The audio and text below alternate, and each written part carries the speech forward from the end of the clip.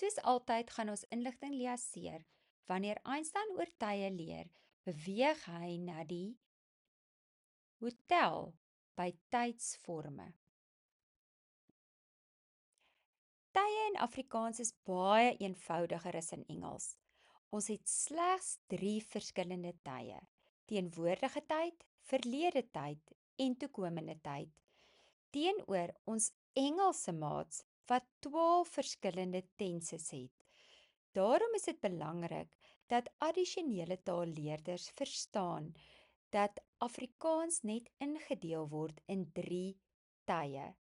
En daarom moet hulle ook eksplisiet die ooreenkomste en die verskille tussen die Afrikaans en die Engels verstaan. Maak seker julle hardloop nie vinnig deur teenwoordige tyd of verlede tyd of toekomende tyd nie. Met die wegspring is dit belangrik dat elke leerder sy korreksbordjie vir tye het voor hom en dat hulle nou inligting gaan liaseer. Ons gaan dus op hierdie fase 1 bord ons 3D speelgoed uitpak om vir leerders te wys na watter plek toe beweeg teenwoordige tyd, verlede tyd en toekomende tyd en met hulle 3D skoolbus, ambulans en vuurpyl speel hulle tye uit in Afrikaans. Teenwoordige tyd. Ons skoolseun is tans in die skool en daarom gaan hierdie seun met sy skooluniform met die rooi skoolbus reis tot by die klaskamer, sodat hy daar al die reëls rondom teenwoordige tyd kan leer. Ons almal onthou te goed van COVID 'n paar jaar gelede wat die wêreld onverwags gevang het.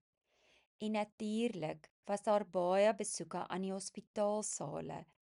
En daarom gaan ons seun in sy nagklere met sy COVID-masker met die ambulans reis tot in die COVID-saal en daar gaan hy al die reëls bemeester rondom verlede tyd. Ons toekomende tydman is gereed om die ruimte te besoek. Deesdae ook nie net meer 'n droom nie, maar selfs 'n werklikheid vir sommige mense. Met sy ruimtepak aangetrek, is hy gereed om met die vuurpyl na ons ruimte te vertrek vir toekomende tyd. Daar, saam met al die planete, ontdek hy al die geheime rondom toekomende tyd. Maak ook seker dat julle in ons aanlyn winkel op ons webblad kids-spelling.com fase 1 aankoop.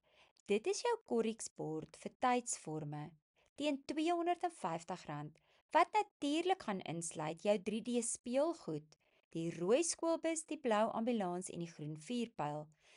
Hoe meer konkreet leerders inligting liaseer, hoe makliker word dit herwin wanneer hulle dit werklik nodig het.